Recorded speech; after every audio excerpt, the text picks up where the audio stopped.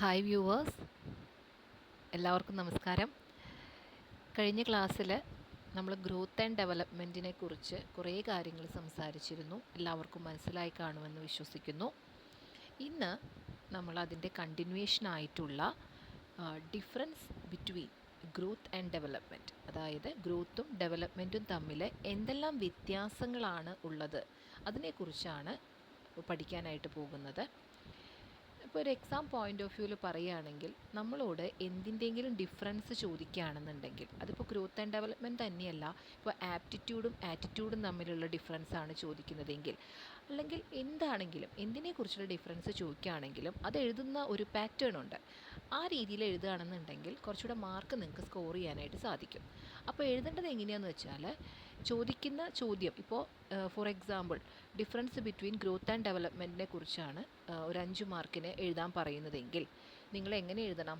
ആദ്യം എന്താണ് ഗ്രോത്ത് എന്ന് എഴുതുക, അതായത് അതിൻ്റെ ഡെഫിനേഷൻ അറിയാമെങ്കിൽ ഏറ്റവും നല്ലത്. പിന്നീട് ഡെവലപ്മെൻറ്റ് എന്താണ് അതിൻ്റെ ഡെഫിനേഷൻ എഴുതുക. ഇത് രണ്ടും എഴുതി കഴിഞ്ഞതിന് ശേഷം ഒരു ഡിഫറൻസ് ചോദിക്കുമ്പോൾ എപ്പോഴും കോളം വൈസ് എഴുതാൻ ശ്രമിക്കുക. അതായത് 2 കോളം വരച്ച് ഗ്രോത്ത് ഒരു ഭാഗത്ത് എഴുതുക, ദെൻ ഡെവലപ്മെൻറ്റ് ഒരു ഭാഗത്ത് എഴുതുക, എന്നിട്ട് പോയിൻ്റ് ഔട്ട് ചെയ്തിട്ട് എഴുതുക. ഇപ്പോൾ ഒരു ഭാഗത്ത് എഴുതുന്ന ഒരു കാര്യത്തിൻ്റെ അത് ഇപ്പോൾ ഗ്രോത്തിനെ കുറിച്ച് പറയുകയാണെന്നുണ്ടെങ്കിൽ ഇന്ന കാര്യമാണെങ്കിൽ ഡെവലപ്മെൻറ്റിനെ കുറിച്ച് എന്താണ് പറയുന്നത് എന്നുള്ളത് അപ്പുറത്തെ ഭാഗത്ത് എഴുതുക.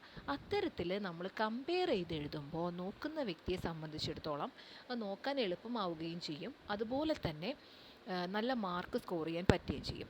നമ്മൾ എന്ത് പഠിക്കുന്നു അല്ലെങ്കിൽ എത്രത്തോളം പഠിക്കുന്നു എന്നതിനേക്കാൾ ഉപരി നമ്മളത് എങ്ങനെ പ്രസൻറ്റ് ചെയ്യുന്നു എന്നുള്ളത് മാർക്ക് സ്കോർ ചെയ്യാനായിട്ട് വളരെ ഇമ്പോർട്ടൻ്റ് ആണ്. അപ്പോൾ ഡിഫറൻസ് ചോദിക്കുമ്പോൾ ഇത്തരത്തിൽ എഴുതാനായിട്ട് നിങ്ങൾ ശ്രമിക്കുക. ഇതൊരു ടിപ്പ് മാത്രമാണ്, നിങ്ങൾക്ക് ആവശ്യമുണ്ടെങ്കിൽ മാത്രം ഫോളോ ചെയ്താൽ മതി. ഞാൻ എൻ്റെ അനുഭവത്തിൻ്റെ വെളിച്ചത്തിൽ നിന്ന് നിങ്ങൾക്ക് പറഞ്ഞു തന്നു എന്ന് മാത്രം. നമുക്കപ്പോൾ കാര്യത്തിലേക്ക് കിടക്കാം. എന്താണ് ഗ്രോത്തും ഡെവലപ്മെൻറ്റും തമ്മിലുള്ള വ്യത്യാസമെന്ന് നോക്കാം. അപ്പോൾ കഴിഞ്ഞ ക്ലാസ്സിൽ ഗ്രോത്ത് എന്താ ഡെവലപ്മെൻറ്റ് എന്താണെന്ന് കൃത്യമായി പറഞ്ഞു കഴിഞ്ഞതാണ്. വീണ്ടും ആവർത്തിക്കുന്നില്ല. കാണാത്തവർ ആ വീഡിയോ കാണുക, എന്നതിന് ശേഷം മാത്രം ഈ ഒരു വീഡിയോയിലേക്ക് വരാനായിട്ട് ശ്രമിക്കുക. അപ്പോൾ അതിൽ ആദ്യത്തിൽ പറയുന്ന ഡിഫറൻസ്, ഗ്രോത്ത് എന്ന് പറയുന്നത് it's A changes in the particular aspect of a body. Growth refers to changes in the particular aspect of body. നമ്മൾ കഴിഞ്ഞ ക്ലാസ്സിൽ പറഞ്ഞതാണ് ഗ്രോത്ത് എങ്ങനെയാണ് നമ്മുടെ ശരീരത്തിലുണ്ടാകുന്ന പർട്ടിക്കുലർ ആസ്പെക്റ്റുകളിലുണ്ടാകുന്ന മാറ്റത്തെയാണ് ഗ്രോത്ത് എന്ന് പറയുന്നത്. പക്ഷേ ഡെവലപ്മെൻറ്റ് എന്ന് പറഞ്ഞാൽ എന്താ? Development refers to overall changes resulting in improved functioning of the individual. അതായത് ഡെവലപ്മെൻറ്റ് എന്ന് പറയുന്നത് പർട്ടിക്കുലർ ആസ്പെക്റ്റിലുള്ള മാറ്റമല്ല, ഓവറോൾ ചേഞ്ചസ് ആണ്. നമുക്കൊരു ഡെവലപ്മെൻറ്റ് ഉണ്ടാകുന്നുണ്ടെങ്കിൽ അത് നമ്മളെ മൊത്തമായിട്ട്, നമ്മുടെ ബോഡിയെ മൊത്തമായി ബാധിക്കുന്ന ഒരു മാറ്റമായിരിക്കും ഉണ്ടാക്കുക. ഓക്കെ, അപ്പോൾ ഗ്രോത്ത് എന്ന് പറയുന്നത് പർട്ടിക്കുലർ ആസ്പെക്റ്റിലുണ്ടാകുന്ന മാറ്റവും ഡെവലപ്മെൻറ്റ് എന്ന് പറയുന്നത് ഓവറോൾ ചേഞ്ചസുമാണ്. ദെൻ രണ്ടാമത്തെ പോയിൻ്റാണ് changes in the quantitative aspect. Growth എന്താണ്? Changes in the quantitative aspects ആണ്. ഇതും പറഞ്ഞു കഴിഞ്ഞതാണ് കഴിഞ്ഞതിൽ. കാരണം അപ്പോൾ ഗ്രോത്ത് എന്ന് പറയുന്നത് ക്വാണ്ടിറ്റേറ്റീവ് ആസ്പെക്റ്റ് ആണെന്ന് പറഞ്ഞു. ഗ്രോത്ത് ക്വാണ്ടിറ്റേറ്റീവ് ആസ്പെക്റ്റ് ആണ് എന്നുള്ളത് നമ്മൾ പറഞ്ഞു കഴിഞ്ഞതാണ്. അതായത് വെയിറ്റ് ആയാലും ഹൈറ്റ് ആയാലും എല്ലാം നമുക്ക് കൃത്യമായി മെഷർ ചെയ്യാനായിട്ട് സാധിക്കുന്ന ഒന്നാണ്. എന്നാൽ ഡെവലപ്മെൻറ്റ് എന്ന് പറയുന്നത് changes in the qualitative aspect ആണ്. അതായത് എത്രത്തോളം മാറ്റം ഉണ്ടായി എന്ന് നമുക്കൊരു പെർസെൻറ്റേജ് വൈസിലോ ഒരു നമ്പർ വൈസിലോ ഒന്നും നമുക്ക് പറയാനായിട്ട് സാധിക്കില്ല. സോ ഡെവലപ്മെൻറ്റ് ക്വാളിറ്റേറ്റീവാണ്, ഗ്രോത്ത് ക്വാണ്ടിറ്റേറ്റീവാണ്. ദെൻ ഗ്രോത്ത് എന്ന് പറയുന്നത് not continuous as compared to development. അതായത് ഗ്രോത്ത് ഡെവലപ്മെൻറ്റിനെ വെച്ച് കമ്പയർ ചെയ്യുമ്പോൾ ഒരു കണ്ടിന്യൂവസ് പ്രോസസ്സാണെന്ന് പറയാൻ നമുക്ക് പറ്റില്ല. കാരണം നമ്മുടെ ത്രൂ ഔട്ട് ലൈഫിൽ നമുക്ക് ഗ്രോത്ത് എന്ത് ചെയ്യുന്നില്ല, കണ്ടിന്യൂ ചെയ്ത് പോകുന്നില്ല. It stops with the attainment of maturity.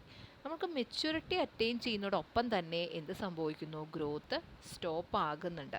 നിങ്ങൾക്ക് തന്നെ നോക്കി അറിയാൻ പറ്റും, നമ്മുടെ ഹൈറ്റൊക്കെ ഒരു പർട്ടിക്കുലർ ഏജ് കഴിഞ്ഞാൽ സ്റ്റോപ്പ് ആകുന്നത് കാണാൻ പറ്റും ഇല്ലേ? അതുപോലെ നമുക്കിപ്പോൾ പല്ലുകൾ വരുന്നത് ഒരു ഏജ് കഴിഞ്ഞാൽ അത് സ്റ്റോപ്പായി, പിന്നെയും വന്നുകൊണ്ടിരിക്കുന്നില്ല.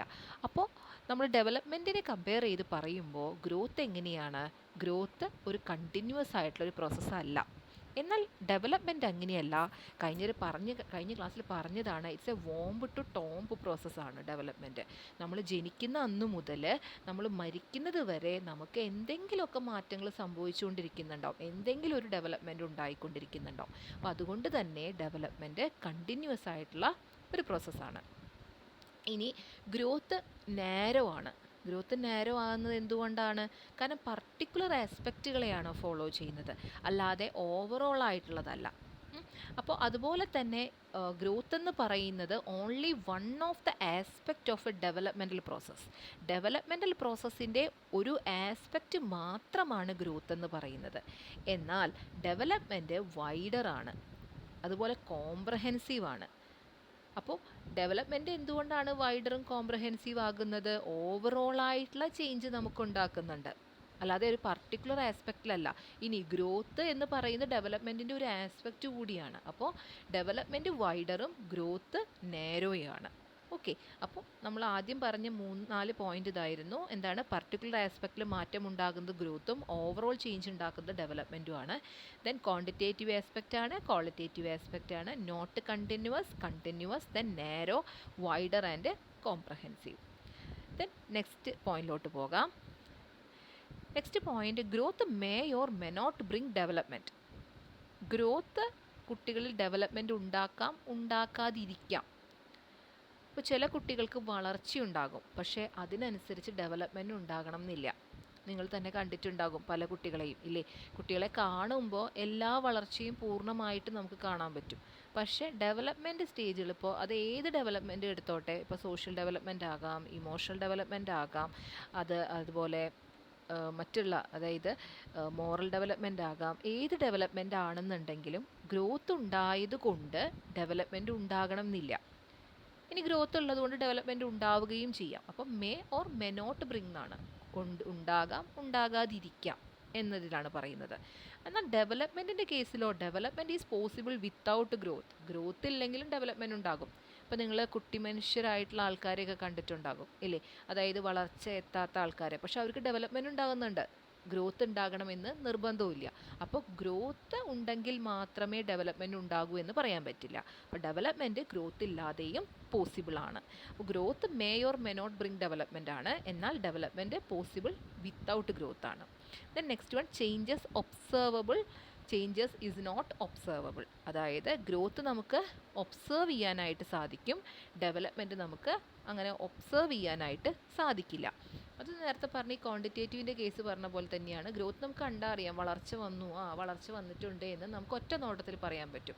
പക്ഷേ ഡെവലപ്മെൻറ്റ് അങ്ങനെ നമുക്ക് ഒബ്സർവ് ചെയ്യാൻ പറ്റുന്ന ഒന്നല്ല. അത് പല പല ആസ്പെക്റ്റുകളിലൂടെ മാത്രമേ നമുക്ക് തിരിച്ചറിയാനായിട്ട് സാധിക്കുന്നുള്ളൂ. നെക്സ്റ്റ് പോയിൻ്റാണ് growth physical and external in nature. ഫിസിക്കലാണ്, എക്സ്റ്റേണലാണ് ഗ്രോത്ത് എന്ന് പറയുന്നത്. കാരണം എന്താണ്? നമ്മുടെ ബോഡിയിലുണ്ടാകുന്ന മാറ്റം അത് എക്സ്റ്റേണലുമാണ്, അതോടൊപ്പം തന്നെ അത് ഫിസിക്കലുമാണ്. എന്നാൽ development is internal and can be physical, social, emotional extra.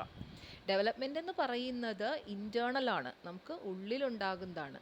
അത് ഫിസിക്കലായിട്ടാകാം, സോഷ്യലായിട്ടാകാം, ഇമോഷണലായിട്ടാകാം, ഇൻ്റലക്ച്വലായിട്ടാകാം. ഏത് രീതിയിലുണ്ടാകുന്ന ഇൻറ്റേർണൽ ചേഞ്ചസിനെയൊക്കെ നമുക്ക് എന്ത് പറയാം? ഡെവലപ്മെൻ്റ് എന്ന് പറയാം. ഇനി ഗ്രോത്ത് എന്ന് പറയുന്നത് സ്ട്രക്ചറിലാണ്, നമ്മുടെ സ്ട്രക്ചറിലുണ്ടാകുന്ന മാറ്റങ്ങളാണ് ഗ്രോത്ത് എന്ന് പറയുന്നത്. ഡെവലപ്മെൻറ്റ് ഈസ് എ ഫങ്ഷണൽ, അതായത് നമ്മളുടെ ഫങ്ഷൻസിലുണ്ടാകുന്ന മാറ്റത്തിനെയാണ് ഡെവലപ്മെൻ്റ് എന്ന് പറയുന്നത്.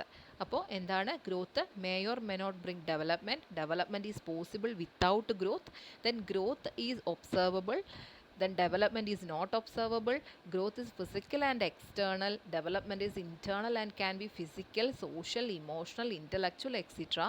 Then growth is structural, then development is a functional. അപ്പോൾ ഇത്രയും കാര്യങ്ങളാണ് നമുക്ക് ഡെവലപ്മെൻറ്റേയും ഗ്രോത്തിൻ്റെയും ഡിഫറൻസിൽ പറയാനായിട്ടുള്ളത്. എല്ലാവർക്കും മനസ്സിലായി കാണുമെന്ന് വിശ്വസിക്കുന്നു. ഇനി അടുത്തൊരു വീഡിയോ ആയിട്ട് നമുക്ക് എത്രയും പെട്ടെന്ന് തന്നെ കാണാം. Okay viewers, thank you for your support. നിങ്ങളുടെ വിലയേറിയ അഭിപ്രായങ്ങളൊക്കെ അറിയിക്കുമെന്ന് വിശ്വസിക്കുന്നു. എന്തെങ്കിലും പോരായ്മകളൊക്കെ ഉണ്ടെങ്കിൽ പറയണം, എങ്കിൽ മാത്രമേ നമുക്കത് പരിഹരിക്കാനായിട്ട് സാധിക്കുള്ളൂ. ഞാൻ എൻ്റെ മാക്സിമം നിങ്ങൾ പറയുന്ന പോരായ്മകൾ പരിഹരിക്കാനായിട്ട് ശ്രമിക്കുന്നുണ്ട്. ഇനിയും നിങ്ങൾ ഈ വീഡിയോസൊക്കെ കാണുക. ഇഷ്ടപ്പെടുന്നുണ്ടെങ്കിൽ മറ്റുള്ളവർക്ക് ഷെയർ ചെയ്യുക. ഇതൊരു എഡ്യൂക്കേഷണൽ വീഡിയോ ആണ്. അതിനോടൊപ്പം തന്നെ നമ്മൾ മറ്റുള്ള കാര്യങ്ങളും ഇതിൽ പറയുന്നുണ്ട്. അപ്പോൾ നിങ്ങളുടെ ഫ്രണ്ട്സിന് ഉപകാരപ്പെടുന്നുണ്ട് എന്ന് തോന്നുകയാണെങ്കിൽ അവർക്കും കൂടെ നിങ്ങൾ റെഫർ ചെയ്യുക. അവർക്കും കൂടെ കാണാനായിട്ട് അവസരങ്ങൾ നിങ്ങൾ ഒരുക്കുക. ഓക്കെ വ്യൂവേഴ്സ്, അപ്പോൾ ഒരു അടുത്ത നല്ലൊരു വീഡിയോ ആയിട്ട് നമുക്ക് വീണ്ടും കാണാം. അതുവരേക്കും താങ്ക് യു.